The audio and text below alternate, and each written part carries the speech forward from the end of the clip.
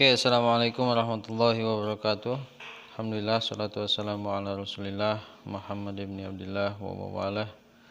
Oke, anak-anakku, sambil dilihat videonya, mudah-mudahan bisa sedikit memberi pencerahan.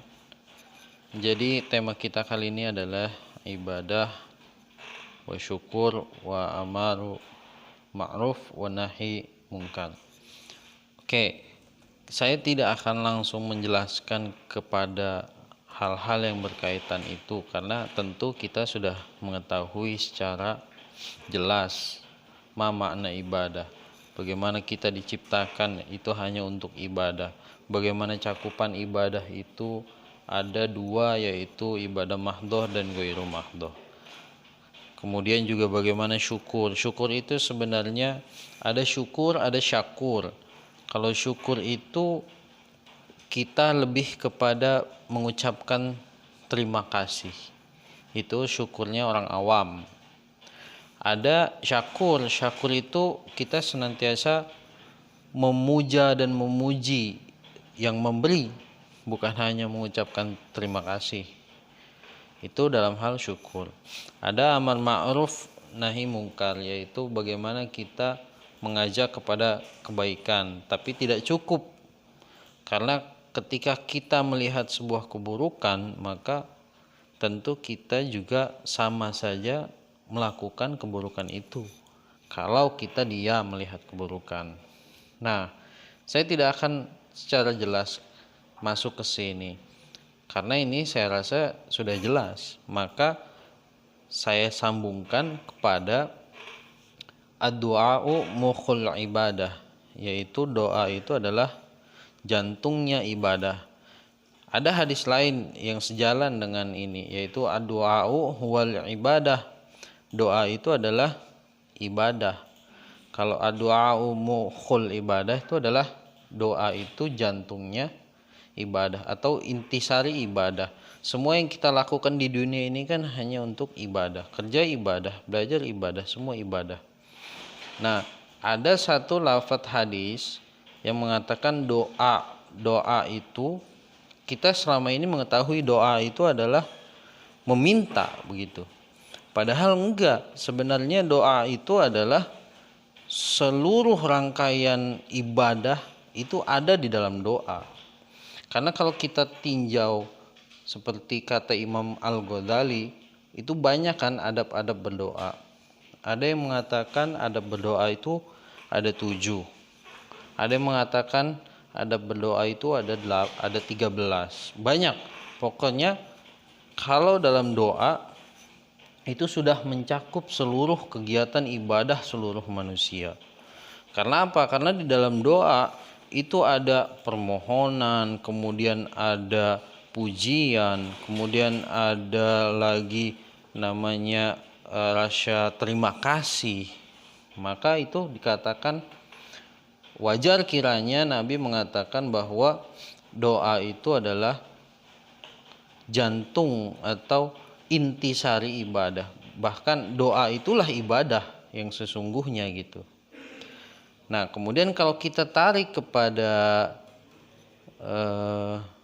adab atau nilai-nilai yang terkandung dalam doa itu sendiri, maka kita akan mendapatkan setidaknya ada 6, bahkan ada 7. Misal, contoh tadi yang sudah saya sebutkan bahwa ada waktu-waktu mustajab, ada tempat-tempat mustajab untuk berdoa. Maka kalau kita kaitkan dengan kehidupan sehari-hari, tentu kan kita harus melihat rentang waktu kita ke depan mau kemana, kemudian waktu-waktu yang tepat atau waktu sekarang nih harus ngapain, kemudian waktu yang telah lalu itu tentu kita harus tinjau. Begitupun dengan doa, seperti sekarang masuk bulan 10 Zulhijjah.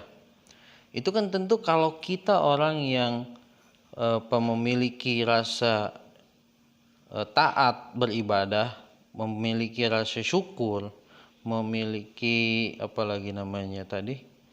amar ma'ruf nahi mungkar, tentu kan kita tidak akan menyia-nyiakan waktu-waktu mustajab tersebut. Kalau kita orang yang rajin ibadah, maka tentu kita tidak akan menyia-nyiakan waktu-waktu yang kita miliki atau waktu-waktu yang akan datang. Begitupun juga misal dalam adab yang nomor 2 itu ada namanya dalam adab berdoa itu menghadap kiblat. Kalau kita kaitkan dengan kehidupan sehari-hari, apa kaitannya adab berdoa menghadap kiblat itu dengan kehidupan kita sehari-hari? Nah, bisa kalian kaitkan dalam Al-Qur'an itu ada namanya walikulli wijhatun huwa muwalliha fastabiqul khairat, yaitu artinya walikulli, dan setiap wajah, wijhatun huwa muwalliha, setiap wajah tuh punya kiblat. Ini nilainya tentu toleransi ya. Setiap wajah tuh punya kiblat. Kristen kiblatnya kemana, Islam kemana, maka diakhiri fastabiqul khairat. Nah, itulah nilai-nilai yang saya maksud adalah bagaimana adab-adab berdoa itu kita kaitkan dengan nilai-nilai kehidupan sehari-hari. Misal nomor 5 itu dalam berdoa kita harus yakin bahwa doa kita itu dikabulkan. Ada juga hadis kan, man arafa nafsahu faqad arafa rabbahu.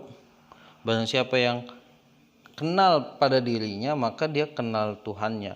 Ya, artinya memang kalau kalian yakin, optimis, kemudian kamu berusaha, maka tentu kalau dalam kehidupan sehari-hari kita tarik nilainya, itu tentu kan ada nilai dan kaitannya juga dengan kehidupan kita sehari-hari, yaitu bagaimana kita meyakini bahwa saya mau masuk ke UGM.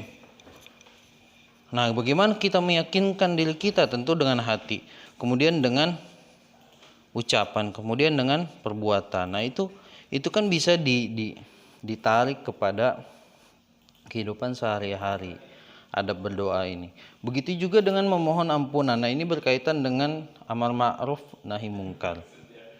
Bagaimana dalam adab berdoa itu menurut Imamul Ghazali, memohon ampunan untuk orang lain. Doa itu kita nggak boleh mendoakan orang lain itu yang buruk. Dan kita dalam khutbah Jumat ada salah satu rukunnya, itu adalah memohon ampunan atau mendoakan kaum muslimin dan kaum muslimat. Maka nilai yang bisa kita kaitkan, nilai yang bisa kita tarik kepada kehidupan sehari-hari adalah bagaimana kita saling tolong menolong atau saling mencegah kepada kebaikan. Wa ta'awanu 'alal birri wat taqwa wa la ta'awanu 'alal itsmi wal 'udwan. Nah, itulah yang perlu kalian tulis dan eksplorasi. Sengaja saya buat seperti ini supaya jawaban kalian beda-beda nih. Karena orang yang bacaannya beda, pemikirannya beda, maka hasilnya tentu akan beda. Beda halnya dengan kalau saya beri soal jelaskan macam-macam ibadah, nah udah jelas tuh jawabannya sama semua. Atau misalnya bagaimana cara kita bersyukur kepada Allah, itu udah jelas tuh jawabannya, pasti sama semua nanti. Fahimtum?